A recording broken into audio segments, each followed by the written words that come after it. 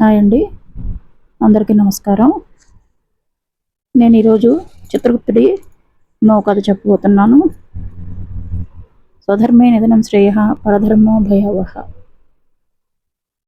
అరుణకిరణాల ఛానల్కి స్వాగతం. సూర్యుడి భక్తుడైన చిత్రుడైన రాజు చిత్రగుప్తుడై అనేది పురాణాల్లో ఉన్న కథ. ఆ కథ గురించి నేను మీకు చెబుతాను. చాలా కాలం పూర్వం సూర్యవంశంలో చిత్రుడు అనే మహారాజు ఉండేవాడు. అతడు గొప్ప సూర్యభక్తుడు. సుదీర్ఘకాలం అతగాడు త్రికరణ శుద్ధిగా సూర్యుడిని ఆరాధించాడు. అందుకు సంతోషించిన సూర్యుడు ప్రత్యక్షమై ఏం వరం కావాలో కోరుకో అన్నాడు. వెంటనే చిత్రుడు వినయంగా చేతులు జోడించి, దేవాదిదేవ, సర్వ విషయాల సర్వకాలాల్లోనూ నేను గుప్తంగా ఉండి ఇతరుల గోప్యాన్ని సంగ్రహించే శక్తిని ప్రసాదించు. వీటిని ప్రదర్శించుకోగలిగే పదవిని దయచేయి అని ప్రార్థించాడు. నీ కోరికలన్నీ నెరవేరుతాయి, కానీ పదవి ఇమ్మన్నావు కాబట్టి కొంతకాలము ఆగు. అంతవరకు ఏకాగ్రచిత్తుడివై నీకిచ్చిన శక్తుల్ని అభ్యాసంలో ఉంచు అని చెప్పి అంతర్ధానమయ్యాడు సూర్యుడు. కాలం గడుస్తోంది. సృష్టి దినదిన ప్రవర్ధమానంగా పెరగసాగింది. జీవుల పాపపుణ్యాలను, పరలోకంలో స్వర్గ నరకాలను విధించాల్సిన వాడు యమధర్మరాజు. ఆయన్నే దండధరుడు అంటారు. అయితే సృష్టి విపరీతంగా పెరిగడం వలన, జీవుల సంఖ్య పెరిగిపోవడం వల్ల, నానాటికి అసత్యవాదులు అధికం కావడం వల్ల యముడికి తన బాధ్యత నిర్వర్తించడం కష్టమైంది. అందుచేత తన దగ్గరకు వచ్చే జీవుల పాపపుణ్యాల్ని నిష్పక్షపాతంగా లెక్కలు వ్రాసి పెట్టగలిగే మంచి గణకుడు ఉంటే బాగుండని అనిపించింది. వెంటనే తండ్రి అయిన సూర్యుని వద్దకు వెళ్ళి, తండ్రి, సర్వసాక్షివి నువ్వు. నాకు పనిభారం పెరిగిపోయింది.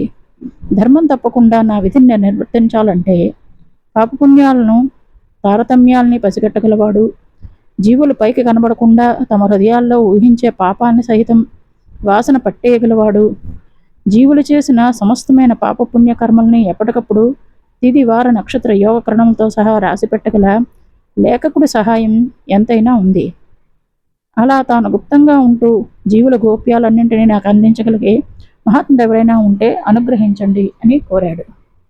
తన భక్తుడైన చిత్రుడికి ఆ పదవినివ్వాలా అని ఆలోచిస్తున్న సూర్యుడికి యమ ప్రార్థన ఆనందాన్ని కలిగించింది.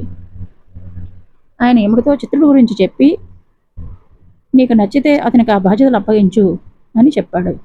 సరే, నేను బయలుదేరాడు యముడు. ఇక్కడ భూలోకంలో చిత్రుడి తోబుట్టువులు ఆడపిల్లలందరూ ఒకళ్ళకొకళ్ళు కట్టులేని గంపల్లో 5 కుంచాల ఒడ్లు పోసి దాని మీద పట్టుబట్టలు మడతపెట్టి దాని మీద గుమ్మడి పండును పెట్టి దానికి 2 పక్కలా కూడా వెండి పత్రము, బంగారు గంటమును ఉంచి గుమ్మడికాయ మీద తాంబూలం దక్షిణ ఉంచి వాళ్లకు ఒకే ఒక మగ తోబుట్టువైన చిత్తుడికి ఇవ్వాలని, తమ ఆదాయ వ్యయాలన్నింటినీ, క్షేత్ర సుంకలాల్ని ఆ వెండి పత్రాల మీద బంగారు ఘంటాలతో వ్రాయించుకోవాలని వచ్చారు. వారి కానుకలు అందుకునేందుకు చిత్తుడు శుచి కావడం కోసం సముద్రంలో స్నానానికి వెళ్ళాడు. అదే సమయంలో యముడు వచ్చి అతనిని సశరీరంగా తనతో తీసుకువెళ్ళిపోయాడు.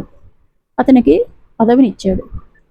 అయినా చిత్తుడు అసంతృప్తిగా ఉండడంతో సూర్యుడు వచ్చి కారణం ఏమిటి అని అడిగాడు. అందుకు చిత్రుడు, ఇతరులను శాసించే రాజునే తప్ప పరుల దగ్గర కొలువు చేసే సేవకుడిని కాదు. అటువంటి నన్నిలా లెక్కలు చూసే పనికి నియమించడం న్యాయమా అని అడిగాడు. అప్పుడు యముడు, చిత్ర, పేరుకు నువ్వు లెక్కలు రాస్తావే కానీ నీ మీద మరెవరి పెత్తనము ఉండదు. నేనైనా సరే నువ్వు ఎలా చెబితే అలాగే జీవులను దండిస్తాను, సరేనా అన్నాడు. సరే, కానీ నా అక్క చెల్లెళ్ళందరూ నా కోసం ప్రతి ఏటా కానుకలు తెచ్చి పెడుతూ ఉంటారు. ఈసారి నేను వాటిని అందుకోకుండానే వచ్చేశాను.